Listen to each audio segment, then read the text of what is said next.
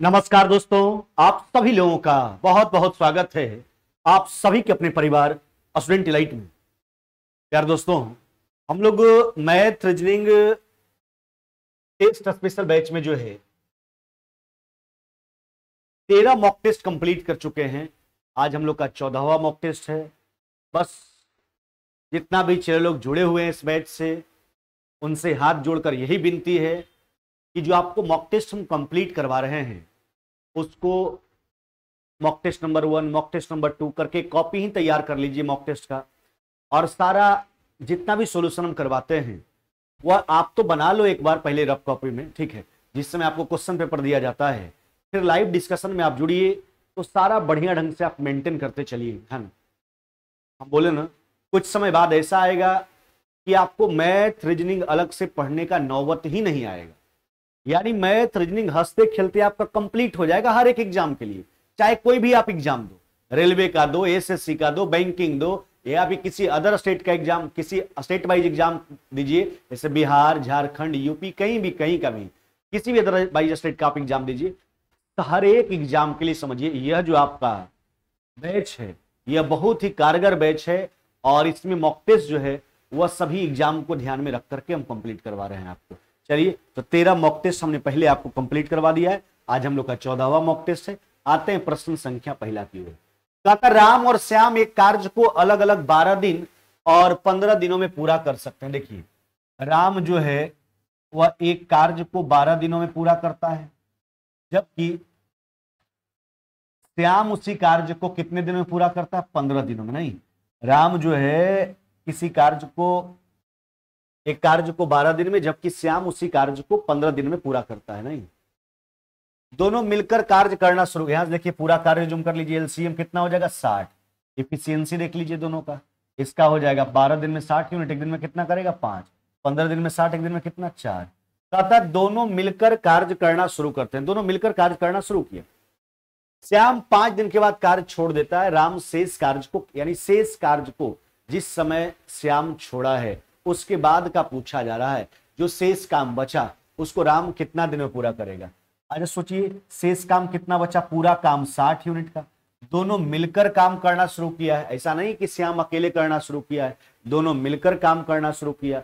और उसके 5 दिन बाद जो है ना, वह कहता श्याम काम छोड़ देता है। यानी दोनों मिलकर जो है से कि चला 5 दिन काम किया। अच्छा, दोनों का एफिशिएंसी 5 4 कितना हो गया? 9, है ना। 5 दिन काम किया, इसके बाद जो है श्याम छोड़ दिया। तो दो ही व्यक्ति है ये, राम और श्याम। तो अगर श्याम छोड़ दिया तो बाद बाकी जो काम बचा है उसको कौन पूरा करेगा? राम।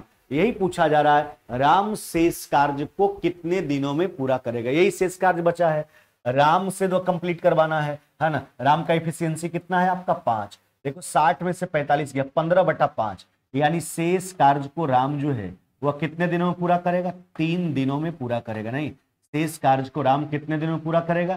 3 दिनों में जो है कि पूरा करेगा। कौन सा उत्तर करोगे? ऑप्शन नंबर आपका ए हो जाएगा। अब देखिए, यहां एक प्रश्न और बन सकता था।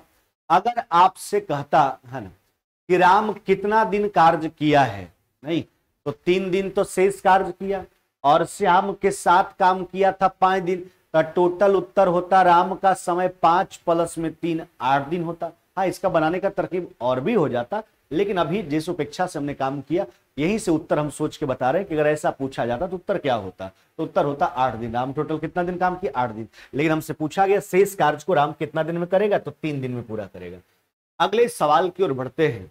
देखिए, कहता 13 का वह लघुत्तम गुणज बतावे। यानी 13 का सबसे स्मॉलेस्ट मल्टीपल बताना है, जिसे 4 5 6 7 और 8 से भाग देने पर प्रत्येक स्थिति में 2 शेष बचे।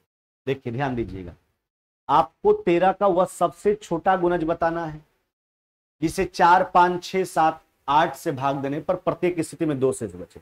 बात को समझिए। देखो, वैसी छोटी से छोटी संख्या बताना है जिसको 4 5 6 7 और 8 से डिवाइड करने पर 2 शेष बचे, लेकिन वह संख्या 13 से डिविजिबल हो। नहीं, अच्छा पहले इस सबसे कटने वाला सबसे छोटी संख्या निकाल लीजिए। ध्यान दीजिएगा, 4 5 6 7 और 8, यह सबसे कटने वाला सबसे छोटी संख्या निकाल लीजिए। अच्छा, सबसे कटने वाला सबसे छोटी संख्या क्या होता है? तो वह होता है दिए गए संख्याओं का एलसीएम, नहीं लोवेस्ट कॉमन मल्टीपल, इसी को लीस्ट कॉमन मल्टीपल भी कहा जाता है। जबकि सबको काटने वाला सबसे बड़ी संख्या उसका मौसा हुआ करता है, एचसीएफ हुआ करता है, highest common factor, greatest common factor, greatest common divisor, उसी का सब नाम है। तो पहले सबसे कटने वाला सबसे छोटी संख्या यानी दिए गए संख्या का एलसीएम। देखो चार, दिमाग लगाइए, ऐसा नहीं कि बचपना जैसा हरकत करना शुरू करना है, लसा निकाल, अगर आराम से हो जाता है तो क्यों हम फैक्टराइज मेथड में जाएंगे। अब देखो ना 4 6 8 का एलसीएम 24, अच्छा 5 और 7 में तो कुछ भी कॉमन नहीं, तो 24 पचे 20 से 120 गुना 7, यानी इसका एलसीएम कितना हो गया आपका 840। यानी सबसे कटने वाला सबसे छोटी संख्या, इससे छोटा कोई भी संभव नहीं है जो सबसे कटे। लेकिन कहता है सबसे भाग देना पर 2 शेष बचे। अच्छा शेष तब बचेगा जब मान ज्यादा होगा, तो शेष बचने के लिए मान बढ़ाना होगा, यानी कितना हो गया आपका 842। यह सबसे छोटी संख्या है जो 4 5 6 7 और 8 से भाग देने पर जो है 2 शेष देगा। लेकिन एक कंडीशन और लगा रखा, वह संख्या 13 का गुणज होना चाहिए, 13 से कटने वाला होना चाहिए, 13 का मल्टीपल होना चाहिए। अच्छा 13 से लगा के देखिए तो 13 छक 78, नहीं कटेगा, नहीं कटेगा। अब सोचिए अगर यह सबसे छोटी संख्या तो आगे का संख्या जो सबसे डिविजिबल हो तो इसका दुगुना, इससे छोटा तो संभव ही नहीं है, तो इसके आगे ही सोचेंगे ना 840 गुना 2। अब 2 शेष चाहिए है ना, तो यह हो जाएगा 1680 प्लस में कितना 2, यानी 1600 कितना 82। 13 से लगाइए 13, 13 दूना 26, यह भी नहीं कट पाएगा। और आगे बढ़ाते हैं तो यह हो जाएगा आपका 840 गुना 3 प्लस में कितना हो गया आपका 2। अब देखिए ना कितना हो गया 2520 प्लस में 2, यानी कितना हो गया आपका 2500 कितना 22। अब लगा के देख लीजिए है ना, कितना बार में 13 से लगा के देखो, 13 से एक बार में 12, 13 17 से 13 चौके 52, 52 कट गया 194 बार में। तो देखो यह जो संख्या है यह दोनों कंडीशन को फुलफिल करता है। यह संख्या 13 से डिविजिबल भी है, जबकि यह संख्या ऐसा है जिसमें 4 5 6 7 या फिर 8 से अगर डिवाइड करेंगे तो हर एक स्थिति में रिमाइंडर भी कितना मिलेगा 2 मिलेगा, नहीं हर एक स्थिति में रिमाइंडर भी कितना मिलेगा 2 मिलेगा। तो पहले इस कंडीशन को हम फुलफिल करवा लिए कि सबसे भाग देला पर 2 शेष बचे। ऐसी सबसे छोटी संख्या 842, लेकिन वह 13 से डिविजिबल नहीं है, तो बात को आगे बढ़ाएंगे। सबसे छोटा 840 है सबसे कटने वाला, तो छोटा उससे तो संभव नहीं है। अब जो भी संभव होगा संख्याओं सबसे कटने वाला उससे बड़ा ही संभव होगा। तो 840 का दुगना प्लस में 2, 1682, अभी 13 से नहीं कटा। लेकिन अब की बार जो संख्या मिला वह 13 से भी डिविजिबल हो गया, यानी 2522 जो है ऐसा स्मॉलेस्ट नंबर है जो 13 से डिविजिबल तो है, पर इसको 4 5 6 7 और 8 से डिवाइड करते हैं तो हर बार रिमाइंडर 2 देता है, यानी 2522 आपका राइट आंसर हो जाएगा। क्या हो जाएगा 2522। कौन सा उत्तर करोगे? ऑप्शन नंबर आपका बी हो जाएगा। क्या हो जाएगा? B number. चलिए अगले सवाल की ओर हम बढ़ते हैं। कहा था यदि 2 पर पावर x बराबर थर्ड रूट 32 है तथा 3 पर पावर 4 बाई माइनस में 2 बराबर 729 है, तो बाई पर पावर 3x का जो है कि मान बताने के लिए बोला जा रहा है। चलिए x और बाई दोनों का मान पर हम विचार करते हैं। देखिए अच्छा चला यह 2 पर पावर x है। अच्छा ये 2 पर पावर क्या है आपका, इधर हो गया 2 पर पावर x।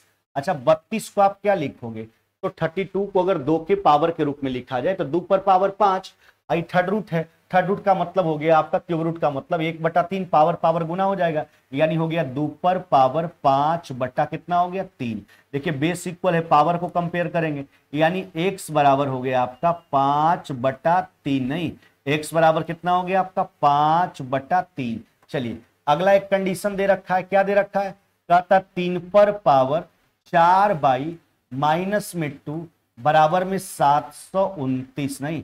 अच्छा एक बात सोचिए 729 को अब यहीं पर लिख लेते हैं। अगर 3 के बेस में लिखना चाहें तो क्या लिखेंगे, 3 पर पावर 3 27, 4 हो गया 81, 5 हो गया 243, यानी 3 पर पावर 6। अब देखो बेस इक्वल है, पावर को कंपेयर करो तो 4 बाई माइनस में 2 equal to 6, 4 y equal to 8, यानी बाई बराबर कितना हो जाएगा आपका 2। यहां से आ गया बाई का मान, आ गया क्या आ गया बाई का मान। यह जो 2 कंडीशन दे रखा था उसके माध्यम से हमने x निकाला। रे मेरे भाई हमने बाई निकाला। आपसे क्या कहता है, कहता बाई पर पावर 3x बता दो। क्या पूछा गया, बाई पर पावर 3x बता दो। तो ये हो गया 2 पर पावर 3 गुना x का मान हो गया आपका 5/3, नहीं चलिए इसको काट के हटा लीजिए, यानी हो गया आपका 2 पर पावर 5। अच्छा 2 पर पावर 5 कहने का मतलब किससे है, 32 से, यानी 32 से, नहीं यानी 32 आपका राइट आंसर हो जाएगा।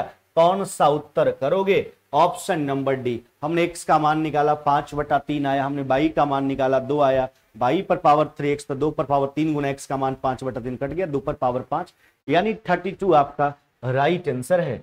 अगले सवाल की ओर बढ़ते हैं। कहता है 5 पर पावर 2n माइनस में 2 पर पावर n का एक गुणनखंड है। अच्छा मेरे भाई बात को आराम से समझना। अच्छा इसको आप लिख सकते हो ऐसे, इसको लिख सकते हैं 5 पर पावर 2 पर पावर n है माइनस में 2 पर पावर 3 अब पर पावर क्या लिखेंगे n है। अच्छा ये हो गया 5 का स्क्वायर कितना हो गया आपका 25, 25 पर पावर n माइनस में 8 पर पावर n। n के बारे में नहीं पता है, n किस प्रकार का संख्या है, n ऑड भी हो सकता है, n इवन भी हो सकता है, यानी n सम भी हो सकता, विषम भी हो सकता। देखिए हम 3 केस आपको कई एक बार बताए हैं। एक कंडीशन की a to the power n minus में b to the power n मेरे भाई है ना, यह केवल a माइनस बी से डिविजिबल होता है, a माइनस बी से डिविजिबल होता है, जहां पर n कोई जो है आपका विषम संख्या होता है, क्या होता है, ऑड नंबर हुआ करता है। दूसरा शर्त आपको हम बताए हैं कि a to the power n है ना प्लस में b to the power n केवल a प्लस b से पूर्णतः विभक्त होगा, a प्लस b से। यहां पर भी n कोई क्या होगा आपका ऑड नंबर, यानी विषम संख्या होगा। अब तीसरा जो शर्त है आपका वह है a to the power n minus में b to the power n है ना, a प्लस b, ध्यान दीजिएगा a plus b into a minus b। अगर इससे कटेगा तो ऑटोमेटिकली है कि a प्लस b से कटेगा, ऑटोमेटिकली है कि a माइनस b से कटेगा,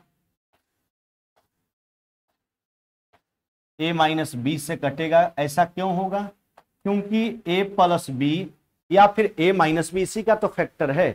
हाँ यहां पर n कोई सम संख्या होगा, यानी इवन नंबर होगा, क्या होगा, इवन नंबर होगा। तो यह तीनों शर्त याद रखिएगा, आपका प्रश्न बन जाएगा। एक शर्त है कि a to the power n minus में b to the power n केवल a माइनस b से डिविजिबल होता है, जहां n कोई विषम संख्या होता है, ऑड नंबर होता है। a to the power n plus में b to the power n केवल a प्लस b से डिविजिबल होता है, जहां n कोई विषम संख्या होता है। a to the power n minus में b to the power n a plus b into a minus b से डिविजिबल, जब इससे डिविजिबल होगा तो ऑटोमेटिकली है कि a प्लस b से कटेगा, a माइनस b से कटेगा, क्योंकि a plus b into a minus b का ही तो फैक्टर है, a प्लस b या फिर a माइनस b, है ना। तो देखो अब यहां पर जो प्रश्न है आपका किस प्रकार का प्रश्न है, a टू द माइनस का केस है, और इवन वाला में एक ही केस होता है माइनस वाला, है ना, ऑड वाला में आपका दोनों माइनस प्लस दोनों। देखो तो a to the power n minus में b to the power n, तो अगर पावर n के बारे में स्पष्ट क्लियर नहीं है कि पावर जो n है ऑड के तौर पर है कि इवन के तौर पर है, तो थोड़ा दोनों बातों को मर्यादित करेंगे, ऑड भी लेके सोचेंगे और इवन भी लेके सोचेंगे। चेला अगर ऑड लेके चलते हो तो यह a माइनस b से कटेगा, अगर n कोई ऑड नंबर है तो a माइनस b से कटेगा, 25 माइनस में 8 किससे कटेगा, 17 से। लेकिन अगर आप इवन लेके चलोगे तो a प्लस b यानी 25 प्लस में 8 33 और गुना 17, फिर 33 से भी कटेगा, 17 से भी कटेगा। अच्छा एक बात सोचिए, जब स्पष्ट है ही नहीं मेरे पास कि n ऑड है कि इवन है, तो दोनों से बीच का एक रास्ता निकालेंगे, तब ढूंढेंगे कि वह कौन सा ऐसा उत्तर होगा दोनों के केस में जो कॉमन हो, है ना। अब सोचिए अगर आप इसको ऑड लेके चलोगे तो a माइनस बी से कटेगा, अगर आप इसको इवन लेके चलोगे तो भी a माइनस बी से कटेगा। नहीं तो ऐसा है ना कि चाहे n ऑड हो चाहे n इवन हो, दोनों परिस्थिति में यह संख्या a माइनस बी से डिविजिबल होगा। तो a माइनस बी का मान कितना हो गया, तो 25 माइनस में 8, अतः आपका उत्तर कितना हो जाएगा, 17। नहीं क्या हो जाएगा 17। 17 आपका राइट आंसर होगा। ऑप्शन कौन सा करोगे? सी। हम दोनों के बीच का रास्ता निकाल लिए। 17 दोनों के केस में उत्तर होगा, चाहे n ऑड हो चाहे n इवन हो, है ना। चलिए अगले सवाल की ओर चलते हैं। देखिए अगला सवाल, हाँ कहता थीटा 90 डिग्री से लेकर आपका हो गया कितना, 90 से हो गया आपका π/2, 3π/2 ना, 135 डिग्री हो गया ना, 45, 135। चलिए इसका जरूरत भी नहीं है, इसी को सिंपलीफाई कर लीजिए, उत्तर आ जाएगा। हाँ ध्यान दीजिएगा, यानी यह जो थीटा है आपका, यह बात सेकेंड क्वाड्रेंट का किया जा रहा है, इससे यही कहने का मतलब है, यानी कोई मान का प्रयोग करके भी आप बना सकते हैं। चलिए इस व्यंजक को सोल्व करना है। आपके पास क्या है, √1 माइनस में साइन थीटा, नहीं, अच्छा बटा में क्या हो गया आपका 1 प्लस साइन थीटा। आप इसको रेशनलाइज कर लीजिए। अच्छा परमेयकरण करोगे मेरे भाई, यह हो जाएगा 1 माइनस में साइन थीटा का होल स्क्वायर, नीचे a plus b into a minus b, ये हो जाएगा कॉस स्क्वायर थीटा। क्या हो जाएगा, कॉस स्क्वायर थीटा। अब देखो इसका जब स्क्वायर रूट हमने क्या किया, बस केवल परमेयकरण कर दिया, यानी अपोजिट जिनसे ऊपर नीचे गुना कर दिए, 1 माइनस साइन स्क्वायर थीटा बन गया। नीचे गुना करोगे a plus b into a minus b के रूप में आएगा, यानी कॉस स्क्वायर थीटा। इसका स्क्वायर रूट निकालोगे तो यह हो जाएगा 1 माइनस में साइन थीटा, जबकि कॉस स्क्वायर थीटा का हो जाएगा कॉस थीटा। अब कॉस थीटा से डिवाइड कीजिए तो 1 बटा कॉस यानी सेक बन जाएगा, और जबकि साइन बटा कॉस क्या बनेगा आपका टेन, नहीं, यानी सेक थीटा माइनस में टेन थीटा। आपका रिजल्ट होगा क्या मेरे भाई, सेक थीटा माइनस में टेन थीटा। कौन सा उत्तर करोगे, ऑप्शन नंबर ए मेरे भाई। क्या हो जाएगा, ऑप्शन नंबर ए जो है कि आपका बिल्कुल ही राइट आंसर है। चलिए थोड़ा कमेंट सेक्शन की ओर चलते हैं, देख लेते हैं अगर किन्हीं के द्वारा कोई बात पूछा गया होगा इसका जवाब दे दिया जाएगा।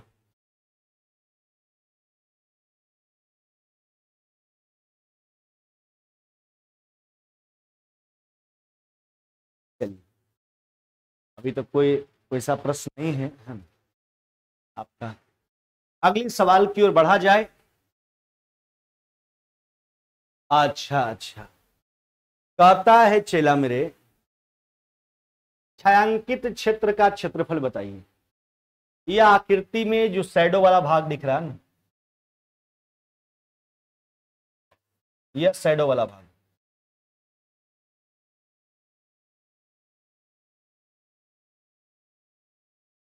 यह जो आपका छायांकित भाग है, इसी का क्षेत्रफल आपको बताना है।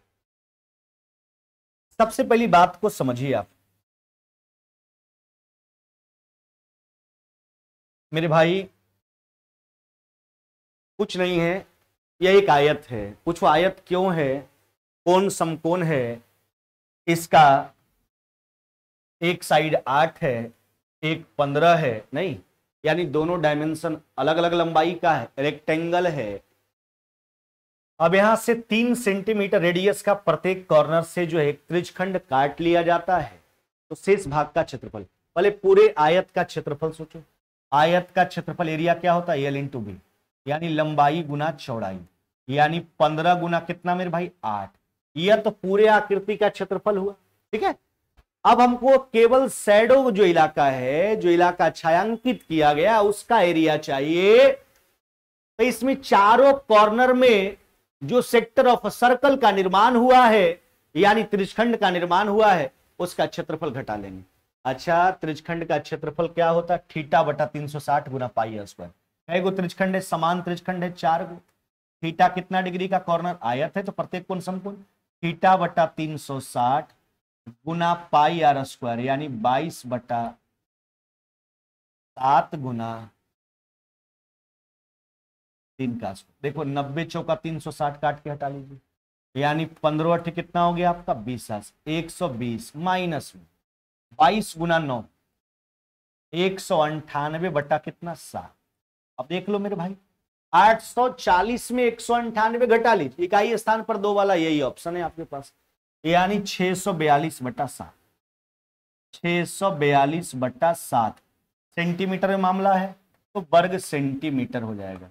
यही हो जाएगा शैडो वाले भाग का एरिया, है ना। 642/7 नहीं मेरे भाई, 642/7।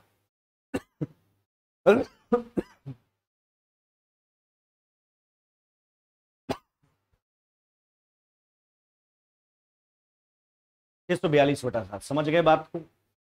हमने आयत के क्षेत्रफल में चारों त्रिज्यखंड का क्षेत्रफल घटा लिया, छायांकित भाग का क्षेत्रफल आ गया। अगले सवाल की ओर बढ़ जाइए। कहते हैं हॉल का फर्श आयताकार है जिसका लेंथ दिया गया है 30 मीटर, वृत्त दिया गया 24। इसे ढकने के लिए 6 मीटर गुना 4 मीटर आकार के कितने कालीनों की आवश्यकता पड़ेगी? तो क्या करोगे, फर्श के क्षेत्रफल में एक कालीन के क्षेत्रफल से हम क्या करेंगे, भाग दे देंगे। अब देखो फर्श का क्षेत्रफल क्या हो गया, ये हो जाएगा लंबाई गुना चौड़ाई, नहीं लंबाई गुना चौड़ाई, यह फर्श का क्षेत्रफल है। क्या मेरे भाई, यह फर्श का क्षेत्रफल है। अब इसमें एक जो है कालीन के क्षेत्रफल से भाग दे देंगे। देखिए अगर आयताकार आपका हॉल है तो उसका फर्श का क्षेत्रफल क्या होगा, लंबाई गुना चौड़ाई होगा। तो फर्श के क्षेत्रफल में कहता है फर्श पर जो है कालीन से ढकना है, कितना कालीन लगेगा, तो उसमें एक कालीन के क्षेत्रफल से भाग देंगे। कालीन का डायमेंशन देखिए 6 मीटर गुना 4 मीटर, एक कालीन के क्षेत्रफल से डिवाइड कर लीजिए, यानी कितने कालीनों की आवश्यकता पड़ेगी। तो उत्तर आपका कितना हो जाएगा, 30। कितना मेरे भाई, 30 कालीन का आवश्यकता पड़ेगा। कौन सा उत्तर करोगे, ऑप्शन नंबर डी नंबर। चलिए अगले सवाल की ओर बढ़ जाते हैं, समझिएगा बात को आराम से। कहता है ओ केंद्र वाले एक वृत्त का चाप एबीसी है जो केंद्र पर 130 डिग्री का कोण बनाता है। एक चाप है जो केंद्र पर 130 डिग्री का कोण बनाया करता है, एबी को पी तक बढ़ाया गया है, तब कोण पीबीसी आपसे ज्ञात करने के लिए बोला जा रहा है। देखो देखो मेरे भाई, एक वृत्त का चर्चा है, किसका चर्चा है, एक वृत्त का, और इसमें एक चाप है जिसका नामकरण है ए बी और सी। अब यह चाप जो है वृत्त के केंद्र पर जो है कितना डिग्री का कोण बनाया कर रहा है, तो वृत्त के केंद्र पर जो यह कोण बनाता है चाप, वह है 130 डिग्री, यही है ना। एक चाप है वृत्त पर एबीसी जो केंद्र पर 130 डिग्री का कोण बनाता है। अब कहता एबी को पी तक बढ़ाया गया, चलिए एबी को आगे खींचिए पी तक। कहता कोण पीबीसी का मान बताओ, देखो इसको मिला लीजिए, यह कोण आपसे पूछा जा रहा है, नहीं आप देखो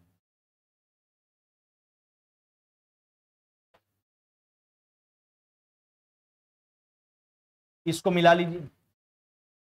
अच्छा एक सिंपल सा बात है, अगर एसी जीवा को सोचिएगा तो एसी जीवा अगर केंद्र पर 130 बना रहा है तो परिधि पर कितना बनाएगा, तो कहोगे सर 65 डिग्री बनाएगा, नहीं। एक जीवा के द्वारा केंद्र पर बना कोण परिधि वाले कोण का दुगना होता है, अतः परिधि वाला कोण जो होगा केंद्र वाला का आधा होगा। 130 का आधा कितना मेरे भाई, 65 हो गया, 65 डिग्री। अब सोचो यह साइक्लिक क्वाड्रिलेटरल बन गया, यानी चक्रीय चतुर्भुज, जिसको हिंदी में कहा जाता है। चक्रीय चतुर्भुज को हम लोग कैसे जानते हैं, वैसा चतुर्भुज जिसका चारों शीर्ष वृत्त के परिधि पर स्थित हो, चक्रीय चतुर्भुज कहलाता है। इसके सम्मुख कोणों का योग 180 डिग्री हुआ करता है। अब एक बात ध्यान रखिएगा, चक्रीय चतुर्भुज के एक बाह्य कोण का जो मान होता है अंतःसम्मुख कोण के बराबर होता है। यह साइक्लिक क्वाड्रिलेटरल का एक्सटीरियर एंगल है जो अंतःसम्मुख कोण यानी 65 डिग्री के बराबर होगा, यही आपसे पूछा गया है। अब ये ऐसा होता क्यों है, देखो चला, अगर साइक्लिक है सिंपल सा बात है, तो आमने सामने का 180 में 65 घटाओगे 115, फिर एक सीधी रेखा है 180 में 115 घटा लीजिए 65 निकल के आ जाएगा। इसलिए यहां कंसेप्ट ऑफ माइंड में सेट ही कर लीजिए कि एक साइक्लिक क्वाड्रिलेटरल के चक्रीय चतुर्भुज के बाह्य कोण का मान अंतः सम्मुख कोण के बराबर, चलिए अंतः सम्मुख यानी अंदर वाला के सामने के बराबर होगा, यानी 65 डिग्री आपका उत्तर होगा, 65 डिग्री। चलिए अगले सवाल की ओर बढ़ते, कुछ नहीं है, कंसेप्ट आपके माइंड में होना चाहिए। कहता किसी कार्य का 7/10 भाग ए 15 दिन में करता है, उसके पश्चात बी की सहायता से शेष काम 4 दिन में ही पूरा करता है। ए और बी मिलकर इसे जो है कितने दिन में करेगा। अच्छा सिंपल सा बात है, देखो ज्यादा कुछ भी करने की जरूरत नहीं है। अच्छा 7/10 भाग काम कंप्लीट कर लिया है कौन, ए, तो बचा काम कितना, 1 माइनस में 7/10, यानी कितना काम बचा शेष? 3/10। 15 दिन में पूरा किया, उससे मतलब भी नहीं है उसके समय से। उसके बाद जो बचा काम 3/10 वह बी की सहायता से ए, यानी दोनों मिलकर जो है बचा हुआ काम को 4 दिन में, अच्छा दोनों मिलकर जो है 4 दिन में शेष काम 3/10 करता है। तो 4 दिन में दोनों मिलकर 3/10 किया तो पूरा के लिए तो ज्यादा समय लेगा, ज्यादा करने के लिए ज्यादा वाला ऊपर कम वाला नीचे, यानी जो है कितना दिन में कंप्लीट करेगा? 40/3। कितना मेरे भाई? 40/3 दिन आपका राइट आंसर हो जाएगा। देखो ए के टाइम से कोई मतलब भी नहीं, अगर खाली बस ये भी देता कि ए जो है 7/10 काम पूरा करता है, बाद बाकी बचे काम को है ना बी की सहायता से 4 दिन में पूरा कर लेता तो भी काम चल जाता। ए जो है 7/10 काम किया, बचा कितना? 3/10, जो बचा उसको बी की सहायता से 4 दिन में दोनों मिलकर जो है 3/10, इसलिए पूरा के लिए ज्यादा समय लेगा। 40/3 ऑप्शन हो जाएगा आपका ऑप्शन नंबर सी। चलिए अगले सवाल की ओर हम बढ़ते हैं। देखिए क्या कहता है, जब 5 आदमी 12 दिन में एक दीवार का निर्माण कर, देखिए 5 आदमी जो है एक दीवार को 12 दिन में बनाता है, ये पूरा काम हो गया। कहा था 10 दिन में वास्तविक दीवार से 50%, देखिए यही दीवार था जो काम के रूप में हमने लिखा है। 5 आदमी 12 दिन में यह पूरा काम हो गया, यानी पूरा दीवार हो गया। इससे 50% ज्यादा काम करवाना है, बढ़ा लीजिए 50%, इतना काम कंप्लीट करवाना है। और कितना दिन में? 10 दिन में। तो कितने पुरुष लगेंगे? समय से डिवाइड कर लीजिए, पुरुष का संख्या निकल के आ जाएगा। चलिए 50 से 3 बार में मेरे भाई, 50 से 2 बार में, देखो दूध है 20, 12, 25, 60 को 3 बार में काट लीजिए, 3 गुना 3, यानी कितने मजदूरों की आवश्यकता है? तो 9 मजदूरों की आवश्यकता है। कितने पुरुषों की आवश्यकता है मेरे भाई? 9 पुरुषों की आवश्यकता है। फिर से एक बार बात को समझिए, हाँ 5 आदमी 12 दिन में पूरा काम हो गया, इससे 50% अधिक काम करवाना है ना, तो इतना काम करवाना है 10 दिन में। समय से डिवाइड कर लीजिए, पुरुष का संख्या निकल के आ जाएगा 9 पुरुष। आगे बढ़ते हैं, कहता 4200 के कितने गुणनखंड हैं, यानी इसके टोटल नंबर ऑफ फैक्टर आपको बताने हैं। अच्छा तो जब भी फैक्टर संबंधित अगर प्रश्न अगर आपसे पूछा जाए मेरे भाई, तो सबसे पहला काम होता है आपका उसका प्राइम फैक्टरेशन कर देना, यानी उसका अभाज्य गुणनखंड ज्ञात कर लेना, उसको अभाज्य संख्या के पावर के रूप में लिख देना। अच्छा 2 गो 0 के लिए 2 गो 2, 2 गो 5, अच्छा 2 तरीके 6 7 42, एगो 2 यहां भी है, 2 पर पावर 3, 2 तरीके 6, 5 यहां 2 बार, और 7 कितना बार? 1 बार। नहीं देखिए 7 तरीके 21 दूना 42, 2 गो 2 और 2 गो 5 मिलकर के 2 गो 0 बना देगा। हमने प्राइम फैक्टरेशन कर लिया। अब सीधा सा बात है, टोटल नंबर ऑफ फैक्टर चाहिए। पावर में 1 बढ़ा के गुना कर लीजिए, हर पावर में पहला पावर 3 1 बढ़ाइए, दूसरा पावर 1 1 बढ़ाइए, तीसरा पावर हो गया आपका 2 1 बढ़ाइए, और फिर आपका चौथा पावर हो गया 2 1 बढ़ा लीजिए, है ना।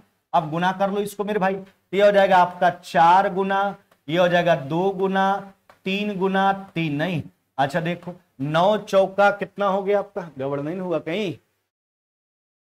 अच्छा गड़बड़ हुआ है, अब पूछो कहां हुआ है।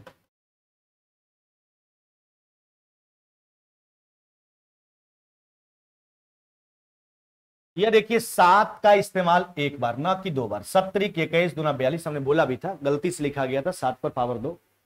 चलिए पावर में 1 बढ़ा के गुना कीजिए, पहला पावर 3 1 बढ़ा लीजिए, 3 प्लस 1, दूसरा पावर 1 1 प्लस में 1, तीसरा पावर 2 2 प्लस में 1, है ना, और चौथा पावर 1, यह हो जाएगा 1 प्लस में 1। चलिए गुना कीजिए, यह हो जाएगा 4 गुना 2 गुना 3 गुना 2, है ना। चलिए 3 चौके 12, चौक कितना हो गया? 48, यानी 48, यानी 4200 के टोटल नंबर ऑफ फैक्टर कितने हो गए? 48, यानी कहने का मतलब है 4200 को कुल 48 संख्याओं से पूरा भाग लगाया जा सकता है। अब यहां पर सोचो, आपके मन में एक सवाल आ रहा होगा कि आप पावरवा में क्यों बढ़ाते हैं? इसलिए बढ़ाते हैं चेला, देखो क्योंकि एक जो है वो यूनिवर्सल फैक्टर है। कोई भी संख्या हो, किसी से कटे चाहे ना कटे, एक से तो कटता ही है, अपने आप से कटता ही है। तो एक जो है यूनिवर्सल फैक्टर होता है जो सब संख्या को काटता है। तो 2 पर पावर 3 का फैक्टर अगर सोचेंगे तो 2 पर पावर 0, 2 पर पावर 1, दो पर पावर दो पर पावर 3, वही पावर 0 एक एक्स्ट्रा फैक्टर बनता है तो इसलिए पावर में बढ़ाते हैं। 3 पर पावर 1 का फैक्टर अगर सोचेंगे 3 पर पावर 0, 3 पर पावर 1, 3 एक प्राइम नंबर है, आप ऐसे भी सोच सकते हो, 1 से कटेगा, स्वयं से कटेगा, तो 1 कहां से आएगा 3 पर पावर 0 से, यानी इसके टोटल नंबर फैक्टर हो गए 48। आगे बढ़िए, कहता है एक रेलगाड़ी मुंबई के लिए 80 के गति से जो है बेंगलोर रेलवे स्टेशन से निकलती है। 1 घंटा बाद एक और रेलगाड़ी बेंगलोर रेलवे स्टेशन से मुंबई के लिए 100 के स्पीड से निकलता है। दूसरी गाड़ी पहली गाड़ी से कितनी दूरी पर जाकर के जो है सकी मिलेगी। पहले समय निकालना होगा कितना देर में दूसरा गाड़ी पहला गाड़ी से मिल जाता है। अच्छा एक बात सोचो मेरे भाई, एक रेलगाड़ी मुंबई के लिए जो है 80 के स्पीड से बेंगलोर रेलवे स्टेशन से निकला है, 1 घंटा बाद दूसरा गाड़ी जो है ना बेंगलोर रेलवे स्टेशन से, दोनों मुंबई के लिए निकलता है, लेकिन पहला 1 घंटा अकेले चलता। अच्छा 80 का स्पीड है तो 1 घंटा में कितना भाग जाएगा, 80 किलोमीटर भाग जाएगा। अब उसका पीछा करना शुरू कर दिया एक और रेलगाड़ी, सेम डायरेक्शन हो गया, एगो पहला चला था बेंगलुरु से मुंबई के लिए, दूसरा भी बेंगलुरु से मुंबई के लिए चला है, लेकिन दूसरा का स्पीड ज्यादा है, उसको पकड़ लेगा यानी उससे मिल लेगा। समय निकालिए, सेम डायरेक्शन में चाल घटेगा, अब तो दोनों गति में आ गया, 1 घंटा के बाद दोनों के बीच में फासला 80 किलोमीटर का है ना। अब देखो 80 और 100 का डिफरेंस कितना हो गया आपका 20, यानी सेम डायरेक्शन में चाल घटा लीजिए, यानी 4 घंटा का समय लगेगा दूसरा गाड़ी को पहला गाड़ी से मिलने में। यह समय आ गया, दूरी पूछा गया, दूरी हमेशा पीछा करने वाला से, 4 घंटा किसको लगा, पीछा करने वाला को पहला से मिलने में। चलिए तो पीछा करने वाले का स्पीड से गुना कर लीजिए, है ना, यह 4 गुना 100 यानी कितना हो जाएगा 400 किलोमीटर की दूरी पर जो है जाकर दूसरा गाड़ी पहला गाड़ी से मिल जाएगा। ऑप्शन कौन सा करोगे, ऑप्शन नंबर हो जाएगा आपका डी। अगले सवाल की ओर बढ़ जाइए, कहता है x पर पावर 4 प्लस में 1 बटा x पर पावर 4 बराबर 119 है, एक्स क्यू प्लस में 1 बटा एक्स क्यू का मान पूछा। अच्छा पहले सोचो इस मान को निकालने के लिए हमको क्या चाहिए, तो इसके लिए हमको x प्लस में 1 बटा x के मानों का आवश्यकता है, तभी हम इस मान को प्राप्त कर पाएंगे। जबकि पावर 4 मेरे पास गिवन है तो इसको आराम से इस रूप में लाइए पहले। अच्छा देखो तो इसको लिख सकते हो आप, इसको लिखेंगे एक्स स्क्वायर प्लस में 1 बटा एक्स स्क्वायर का होल स्क्वायर माइनस में 2 नहीं, ए स्क्वायर एक्स पर पावर 4 बी स्क्वायर 1 बटा एक्स पर पावर 4, 2ab का प्लस 2 बचेगा, उसको हटाने के लिए हमने माइनस 2 लिख दिया है ना। यह कितना हो गया आपका 119। अब सिंपल सा बात है, देखिए यह 2 अगर उधर जोड़ते हो आप, ठीक है, तो 121 हो जाएगा, स्क्वायर रूट हो जाए जाके, तो एक्स स्क्वायर प्लस में 1 बटा एक्स स्क्वायर बराबर 121 का स्क्वायर रूट 11 नहीं। अच्छा इसको अब इसको दोनों रूप में लिख सकते हैं, x प्लस 1 बटा एक्स के रूप में भी लिख सकते हैं, माइनस के भी रूप में लिख सकते हैं, लेकिन हमको प्लस वाला का जरूरत है ना। तो x प्लस 1 बटा एक्स का होल स्क्वायर माइनस में 2 बराबर में कितना 11, 11 2 13, यानी x प्लस 1 बटा एक्स बराबर 13 का स्क्वायर रूट कर लीजिए। 2 जाके जुटेगा स्क्वायर उधर जाकर के स्क्वायर रूट हो जाएगा, क्यूब रूट स्क्वायर रूट हो जाएगा आपका, x प्लस 1 बटा एक्स बराबर 13 हो गया। अब आपसे क्या पूछा जा रहा है, कहता है बताइए एक्स क्यूब प्लस में 1 बटा एक्स क्यूब बताइए। अच्छा इसका मान होता क्या है, x प्लस 1 बटा एक्स का होल क्यूब नहीं, इसका क्यूब कर लो, अंडर रूट 13 का होल क्यूब प्लस है तो माइनस 3 इंटू एक्स प्लस 1 बटा एक्स। देखो इसका क्यूब करोगे तो 13 रूट 13 होगा, 3 बार इसको गुना करेंगे तो, और उसमें 3 रूट 13 घटा लो, क्या हो जाएगा आपका 10 रूट 13 नहीं, यह हो जाएगा आपका 10 रूट 13। 10 रूट 13 आपका आंसर होगा। कौन सा उत्तर करोगे मेरे भाई, ऑप्शन नंबर हो जाएगा आपका बी। क्या हो जाएगा option number B, x cube plus 1 बटा एक्स क्यूब बराबर एक्स प्लस 1 बटा एक्स का होल क्यूब प्लस है तो माइनस 3 इंटू एक्स प्लस 1 बटा एक्स। बस मान का प्रयोग कर लीजिए, आपका उत्तर निकल करके जो है कि आ जाएगा है।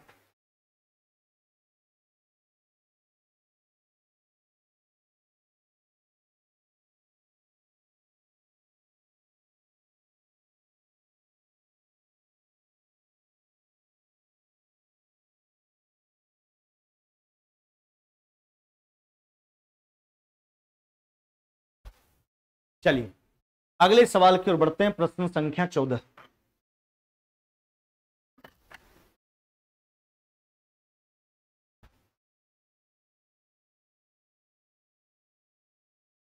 यह दशमलव वाला संख्या आपको दिख रहा है और यह संख्या है, हाँ थोड़ा गौर फरमाइएगा, प्रश्न थोड़ा लॉजिकल है, 4797 है ना, ये हो गया 3986 नहीं 4797.3986। अब इस संख्या में 8 के स्थानीय व जातीय मान का अंतर पूछा। स्थानीय मान जिसको अंग्रेजी में प्लेस वैल्यू कहा जाता है, जातीय मान जिसको अंग्रेजी में फेस वैल्यू कहा जाता है। समझ रहे बात को? अब पहले हम बात आपको यह समझाते हैं, बचपन से सीखते आ रहे हैं स्थानीय मान जातीय मान। थोड़ा हम भी बता देते हैं, दशमलव वाला या थोड़ा उलझाएगा आपको, चलिए घबराना नहीं है, सुनो आराम से। देखो स्थानीय मान कहने का मतलब किसी संख्या में कोई अंक जो है जिस स्थान पर स्थित होता है उसका उतना गुना मान स्थानीय मान कहलाता है। अब बचपन से आपके माइंड में क्या सेट है कि आप जिसका भी निकालते हो उस अंक को लिखते हो, उसके आगे जितना अंक होता है उतना जीरो डाल देते हो, बात वही है। हम क्या बोल रहे हैं, कोई अंक जिस स्थान पर स्थित है किसी संख्या में उसका उतना गुना मान स्थानीय मान होता है। अगर सैकड़ा स्थान पे है तो अगर 5 का निकाल दो तो 5 गुना सैकड़ा, 1000 के स्थान पे 5 गुना 1000, जिसका निकालोगे उसके पोजीशन मान में उससे गुना कर लो, ये स्थानीय मान होगा, प्लेस वैल्यू। अब बात रहा जातीय मान का, जिसको अंग्रेजी में फेस वैल्यू कहा जाता है। इसका हिंदी नाम है जातीय मान, अंकीय मान या फिर अंकित मान, तीनों नाम से आप इसको पुकार सकते हो। किसको? फेस वैल्यू को। फेस वैल्यू का हिंदी जातीय मान, अंकीय मान, अंकित मान। लेकिन वह तो देखिए, और अंकित मान के बारे में बता देना चाहते हैं जातीय मान के बारे में। जातीय मान जो होता है किसी भी अंक का, वह उसका खुद का मान होता है, इसमें कभी कोई परिवर्तन होता नहीं है, चाहे उसका पोजीशन जहां भी रहे। सुन रहे हैं ना? जैसे 8 का अगर चाहिए फेस वैल्यू तो 8 हो जाएगा, 7 का चाहिए 7 हो जाएगा। अरे इसका नाम से पता चलता है अंकीय मान, यानी उसका खुद का मान, तो अंकीय मान कभी बदलता नहीं है। चलिए, तो इस दशमलव वाले संख्या में केवल प्लेस वैल्यू पर हम विचार करेंगे। देखिए कैसे निकालते हैं प्लेस वैल्यू दशमलव वाला संख्या का, सुनिए आराम से। देखो अगर देखा जाए तो यह तो मूल संख्या है 4797, अभी 98 तो नहीं हुआ, नहीं, मूल संख्या क्या है आपका 4797। देखिए जैसे आप निकालते हो, हम सब का लिख देते हैं, सब का प्लेस वैल्यू लिखते हैं, एक वो लिखेंगे सब समझ में आ जाएगा दशमलव वाला का। यह मूल संख्या, इसको पहले निकाल लीजिए, इसका हो जाएगा आपका 7 गुना 10 पर पावर 0। यह मूल संख्या जैसे आप निकालते हैं, दशमलव वाला का बाद में सोचेंगे। 9 गुना 10 पर पावर 1, 7 का, इस 7 का 7 गुना 10 पर पावर, इस 4 का 4 गुना 10 पर पावर 3। हम क्या बोले, पहले मूल संख्या का सोचिए, मूल संख्या जैसे निकालते हैं आप। अब दशमलव की ओर जैसे ही बढ़िएगा, पावर देखिए घट रहा है, घटाइए, 3 का 3 गुना 10 पर पावर -1, 9 का 9 गुना 10 पर पावर -2, 8 का 8 गुना 10 पर पावर -3, 6 का 6 गुना 10 पर पावर -4। यहां पर जितना भी अंक आपको दिख रहा था यह सबका प्लेस वैल्यू हमने बता दिया। चाहे किसी का आपसे पूछा जाए, दशमलव के इधर वाला पूछा जाए, दशमलव के बाद वाला, दशमलव के लेफ्ट राइट वाला अंक का पूछा जाए या फिर राइट अंक वाला का पूछा जाए, आप आसानी से उत्तर करोगे। इसको मूल संख्या मान के पहले निकाल लीजिए और दशमलव की ओर जैसे ही बढ़ोगे पावर निगेटिव करते चलना, जैसे घट रहा है पावर। अब किसका बात किया गया? 8 का। तो देखो 8 का जो प्लेस वैल्यू होगा स्थानीय मान, वह देखिए 8 गुना 10 पर पावर -3, पावर निगेटिव होता है, पॉजिटिव करने के लिए बेस में परिवर्तन करते हैं, इसको लिखेंगे 8 बटा 10 पर पावर 3, यानी 8 बटा 1000, यानी हो गया 0.008। नहीं, जबकि 8 का जहां तक फेस वैल्यू का सवाल है, फेस वैल्यू उसका खुद का मान होता है, इसमें कभी कोई चेंजिंग होता नहीं है ना। इसी को हिंदी में अंकित मान, अंकीय मान, जातीय मान कहा जाता है। यह दोनों के बीच का डिफरेंस पूछा, 8 माइनस में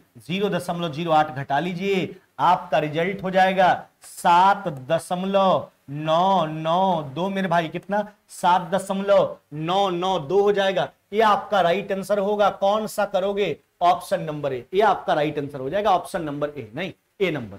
चलिए अगले सवाल की ओर बढ़ते हैं हम। कहता है कमरे में प्रत्येक व्यक्ति एक दूसरे से हाथ मिलाया, नहीं, हाथ मिलाने की कुल संख्या 55 है।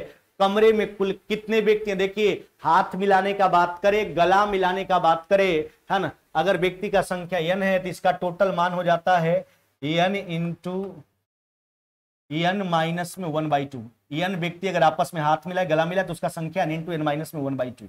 अब देखिए अगर एक दूसरे को गिफ्ट दे, है ना, तो गिफ्टों का कुल संख्या n इंटू n माइनस में 1। यह दोनों लॉजिक आप याद रखोगे। चलिए तो अभी तो अगर व्यक्ति का संख्या n है तो कुल गला हाथ कितना मिलेगा, n इंटू n माइनस में 1/2। जो प्रश्न में कितना दे रखा, हाथ मिलाने की कुल संख्या कितना हुआ, 55। अब इसको सोल्व कर लीजिए तो ये हो जाएगा आपका n इंटू n माइनस 1 बराबर 110। ऑप्शन से सोचेंगे n बराबर क्या सोचोगे, तो 11 रखेंगे, 11 में से 10, ऑप्शन से क्या सोल्व कर जाएंगे, क्वाड्रेटिक आ जाएगा। n के जगह पर 11, पहला ही ऑप्शन है 11 गुना 10, 11 में से एक जगह 10, 110 हो जा रहा है, यानी आपका उत्तर कितना हो जाएगा, 11 हो जाएगा। क्या हो जाएगा, 11 हो जाएगा। अब यह भी बात आपको बता देना चाहते हैं, ये आया कहां से, आपके मन में यह असमंजस हो रहा होगा कि कहां से ला दिया आपसे। चलिए कोई दिक्कत नहीं है, इसको प्रोसेस से सिखाते हैं। देखिए अगर n व्यक्ति है, हाथ तो तभी मिलाया जाएगा या फिर गला तभी मिलेगा जब दो व्यक्ति एक साथ मिलेगा। तो अगर n व्यक्ति में से दो व्यक्ति को चूज करना हो तो कितना प्रकार से चूज करेंगे, कॉम्बिनेशन लगाएंगे, तो n कॉम्बिनेशन 2, यही तो है भाई। n व्यक्ति में से दो व्यक्ति को कितना प्रकार से हम मिला सकते हैं, चूज कर सकते हैं, n कॉम्बिनेशन 2, जिसका संख्या प्रश्न में कितना दे रखा, 55। NCR बराबर क्या होता है, तो यह होता है आपका फैक्टोरियल n बटा factorial r into n minus में r बराबर में यह हो गया 55। देखो यह हो जाएगा n इंटू n माइनस में 1। अब n माइनस 1 हो गया आपका, है ना, n माइनस 2 फैक्टोरियल फिर कट ही जाएगा, आई बटा में 2 हो गया, बराबर में कितना, 55। बताओ वही बताओ फिर आ गया कि नहीं, जो फॉर्मेट हम बताए थे वही चीज फिर आ गया, है ना। तो n बराबर हो जाएगा आपका कितना, 11। हम बार बार बोलते हैं कोई भी ट्रिक ब्रिक आता कहां से, वो आता आपके कंक्लूजन से है। अगर आप प्रोसीजर जानते हो तो कंक्लूजन भी आप सोच सकते हो। चलिए अगले सवाल की ओर बढ़ते हैं। कहता है एक आदमी ने 3% साधारण ब्याज वार्षिक दर पर कुछ राशि उधार लिया और 5% के हिसाब से जो है किसी को ऋण दे दिया। इस प्रकार उसने 3 वर्ष के अंत में 541 रुपया का लाभ कमाया। तो उसके द्वारा उधार लिया गया राशि आपसे जो है पूछा जाता है, उसने कितना उधार लिया। देखो मेरे भाई, मतलब अपने ऊपर बात को ले जाते हैं। अगर हम ही आदमी हैं, हम कर्जा लिए और कर्ज पर लगाए, लेकिन लिए साधारण ब्याज पर 3% पर लगा रहे हैं, 5% पर चक्रवृद्धि ब्याज पर, तो वास्तविकता बात है लाभ होगा। अच्छा मान लिए कर्जा लिए P रुपया, समझिएगा बात को, जिससे कर्जा लिए हैं 3% के हिसाब से 3 साल का मामला है, तो उसको कितना वापस करना होगा, मूलधन और साथ में 3 तरीके 9% ब्याज, यानी उसको लौटाना होगा 109%, नहीं मूलधन का 109, इतना रुपया हमको उसको लौटाना है। लेकिन हम इस P रुपया को लगा दिए अगर इंटरेस्ट पर 5% के हिसाब से चक्रवृद्धि ब्याज पर, तो 3 साल में हमको इतना प्राप्त होगा, नहीं। चलिए हमको देखो इतना प्राप्त हुआ P रुपया से, कर्जा लेके कर्जा पर लगाए, जबकि हमको लौटाना इतना है जिससे हम कर्ज लिए थे, तो इतना रुपया हमको प्राप्त हो रहा है, इतना रुपया हमको वापस करना है। बाद बाकी जो एक्स्ट्रा राशि हमारा फायदा है, और फायदा वाला राशि कितना दे रखा है, 541, नहीं अमाउंट लिख दिया हमने। कंपाउंड इंटरेस्ट में अमाउंट बराबर क्या होता है, P इंटू 1 + R बटा 100 पर पावर n। चलिए 5 से काट लीजिए, कितना बार में, 20 बार में। अब देखो P गुना, अच्छा क्या हो गया, 21 का क्यूब 9261 बटा 8000, 109 बटा 100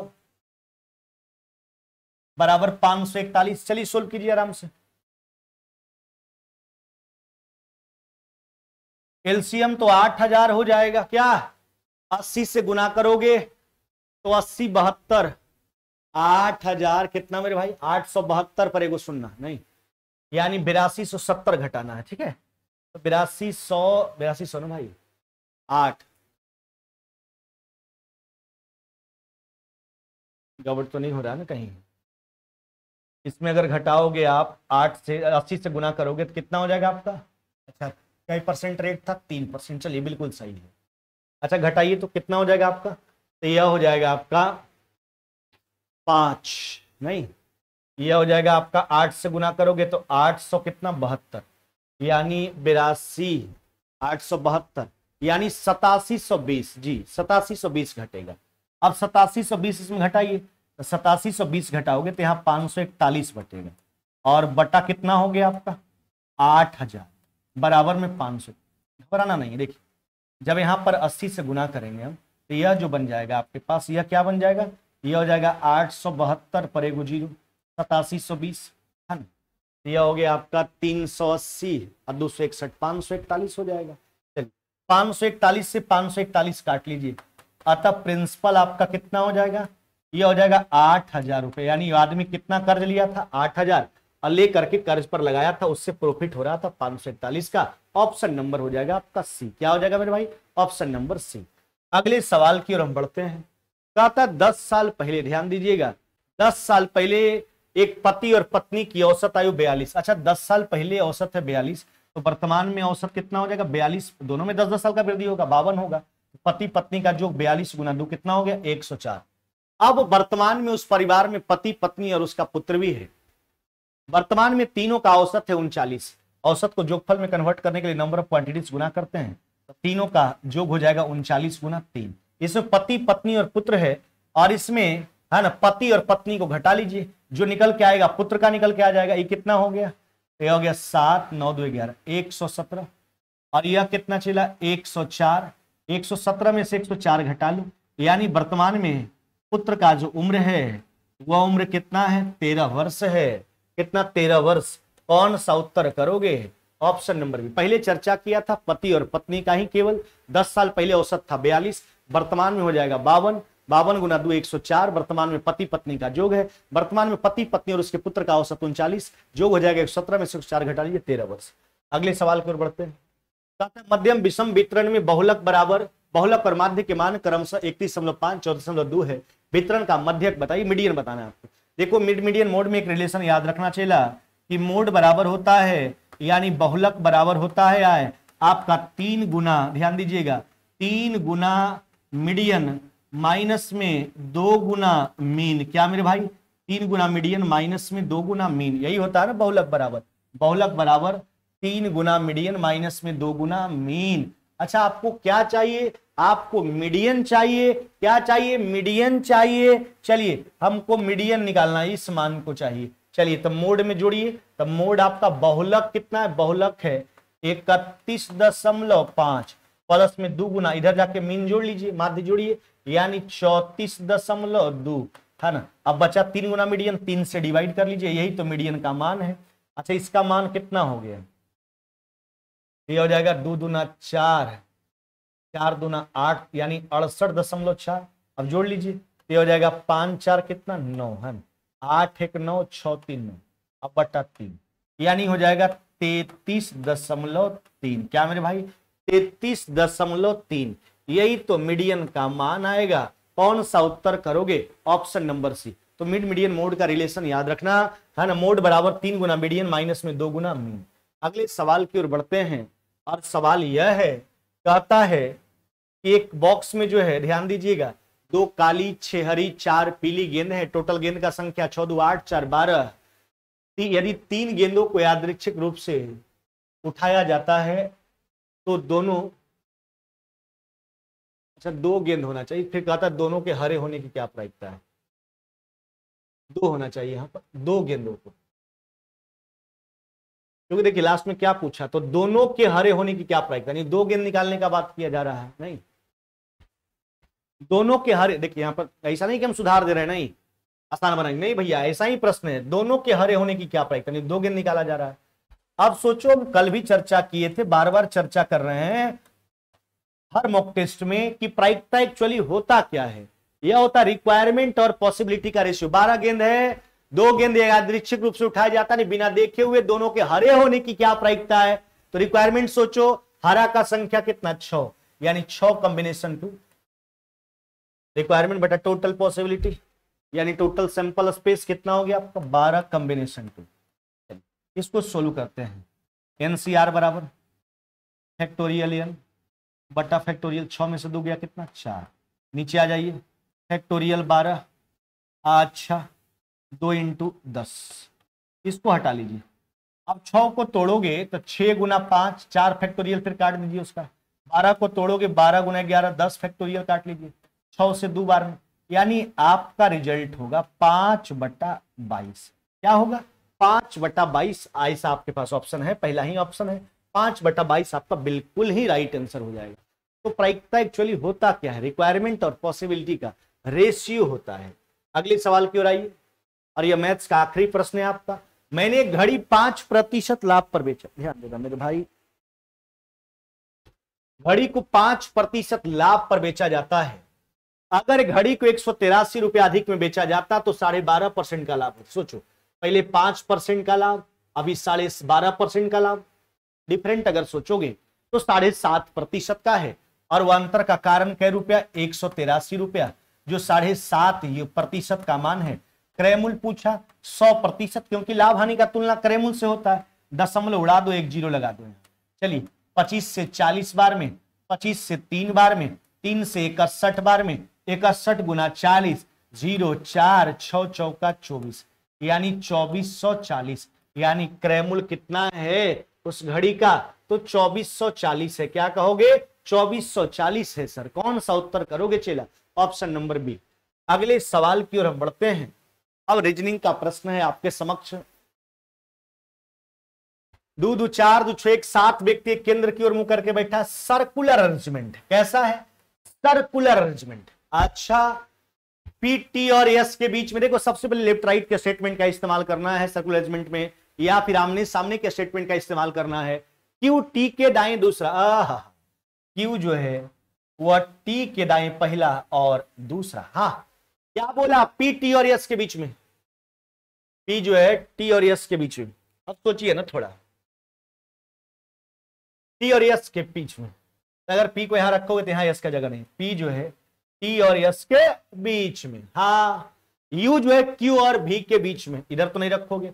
यू जो है क्यू और भी के बीच में। एगो बचा है, क्या बचा मेरे भाई, आर। कौन सा स्टेटमेंट सही है इसी का जांच करना है। चलो जांचो। एस आर और पी के बीच में है, एस नहीं भी और पी के बीच में है, तो पहला तो गलत है। आगे क्यू टी और आर के बीच में है, ना ना ना भाई, क्यू यू और आर के बीच में है। पी क्यू के बाएं तीसरा है। अच्छा, पी जो है क्यू के बाएं पहला दूसरा तीसरा, ये बतवा सही लग रहा है भाई, और है भी सही। पी जो है क्यू के बाएं क्या तीसरा, एस भी के तुरंत बाएं हैं। अरे भैया एस जो है भी के दाएं हैं, यह भी बात नहीं सही। यानी option number C is right answer. अगले सवाल की ओर बढ़ जाइए। चलिए, यह आपका सीरीज का प्रश्न है। हाँ देखो, पकड़ो सीरीज को।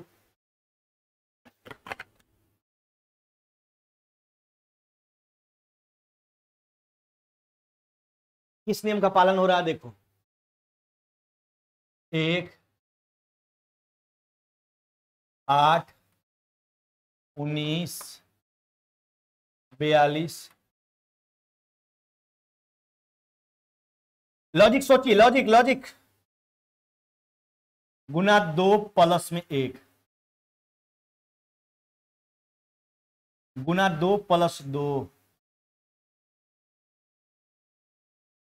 गुना 2 प्लस 3, गुना 2 प्लस 4। देख रहे हो भाई, गुना 2 प्लस में 5। अच्छा अच्छा अच्छा अच्छा, गुना 2 प्लस में 6, इकाई स्थान पर 4। एक ऑप्शन दिख रहा है 184, ज्यादा गुना भागा कैल करेंगे 184।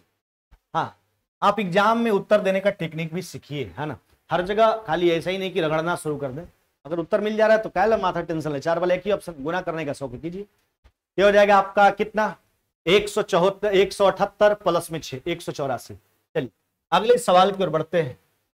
12 जनवरी 1980 को शनिवार है, 12 जनवरी 1979 को पूछा, एक साल पहले। अब देखो, अगर हम बार बार बोलते हैं, अगर सेम डेट में जब हम अगला साल जाते हैं तो 1 साल बढ़ा करता, लेकिन अगर उसके बीच में लीप ईयर का फरवरी आ गया तो 2 साल बढ़ जाता है। देखो, जब 12 जनवरी 1979 से 12 जनवरी 1980 में जाओगे तो एक दिन तो बढ़ेगा ही बढ़ेगा। लेकिन अब यह सोचो 1980 फरवरी किसका आ रहा है, फरवरी आ, देखो पहले बात को समझो, यहां से यहां जाने में फरवरी किसका आ रहा है, तो फरवरी इसका आ रहा है चेला। इसका फरवरी अभी कहां से आएगा, आप 12 जनवरी 1980 तक रहोगे तो उसका फरवरी आएगा कहां से, इसके बीच में फरवरी 1979 का आएगा, है ना, 1979 का। तो उसके बारे में सोचना है, वह लीप वर्ष है कि नहीं है, तो नहीं है लीप वर्ष, यानी वो 4 से डिविजिबल नहीं है। ऐसा नहीं कि लीप वर्ष से 2 दिन बढ़ा होगा, नहीं, उसका फरवरी आ रहा है इसके बीच में, इसलिए एक दिन बढ़ा होगा, एक दिन पीछे जाइए, शनिवार में एक दिन पीछे जाओगे, शुक्रवार उत्तर होगा, एकदम होशियारी से। चलिए अगले सवाल की ओर। 2:30 बज रहा, घड़ी की दोनों सुई के बीच का कोण। अच्छा, थीटा बराबर क्या सिखाया आपको? 30 घंटा माइनस में 11/2 मिनट, या फिर 11/2 मिनट। जो बड़ा है बड़ा वाला में छोटा वाला घटा लीजिए। एक बार 30 घंटा निकालो। चलो 30 घंटा अगर निकालते हो तो 30 गुना 2 कितना मेरे भाई? 60। अगर आप 11/2 मिनट निकालते हो, मिनट का मान कितना? 30। बड़ा में छोटा घटाइए, अतः थीटा बराबर 165 माइनस में 60।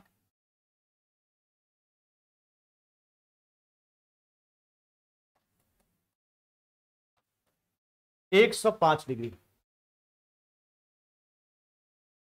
105 ऑप्शन नंबर ए। क्या हो जाएगा आपका? Option number A. अब चलते हैं अंत भला तो सब भला, आखिरी प्रश्न की ओर। ये देखिए वेरन डायग्राम का प्रश्न है, घबराने की कोई बात नहीं है।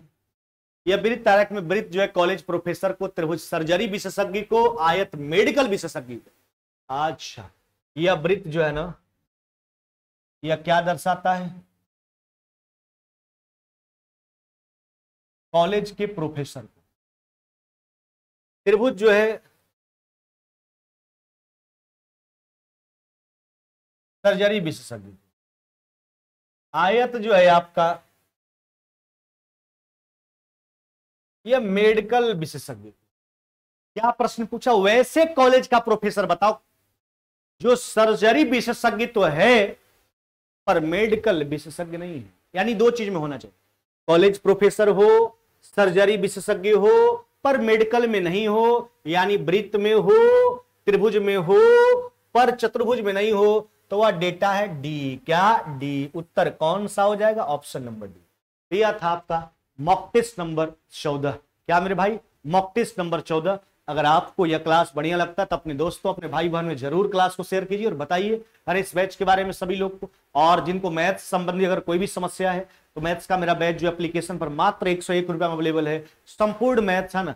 और आप देखोगे उसमें क्लास जितना भी हुआ है और जो लोग पढ़ रहे हैं उनको पता होगा, तो आप उनसे संपर्क करके आप इस बात का जानकारी ले सकते हैं। यूट्यूब पर भी बहुत सारा क्लास आपका डाला हुआ देख करके, अगर आपको बढ़िया लगता है तो जरूर जुड़िए सब लोग। और जो आपके दोस्त हैं जिनको दिक्कत है, देखिए जो टेस्ट सीरीज कर रहे हैं उसको ज्यादा परेशानी नहीं होना चाहिए, लेकिन जिनको मैथ्स में दिक्कत है, कंसेप्ट में दिक्कत है, बैच से जुड़ जाइए। मात्र 101 रुपया में आपका बैच अवेलेबल है ना। और भी एप्लीकेशन पर सारा बैच है, झारखंड जीके का बैच है आपका मात्र 101 रुपया में, बायोलॉजी का बैच है आपका मात्र 101 रुपया में, है ना। आपका मैथ्स हो गया 101 रुपया में, रीजनिंग का बैच 101 रुपया में, सारा बैच अवेलेबल है मात्र 101 रुपया में। चलिए फिर मुलाकात होगा, है ना। ऐसे ही जैसे हम मेहनत कर रहे हैं, आप बस थोड़ा मेरे प्रति मेहनत करते रहिए, दोस्तों में शेयर करते रहिए, बताते रहिए। टेलीग्राम चैनल स्टूडेंट एलीट जो है, आप वह टेलीग्राम चैनल भी ज्वाइन कर लीजिए, फेसबुक पेज को भी फॉलो कर लीजिए स्टूडेंट एलीट के नाम से जो है आपका। चलिए फिर मुलाकात होगा हम लोग का नेक्स्ट क्लास में, यानी कल की क्लास में। तब तक विदा लेते हैं। जय हिंद, जय भारत।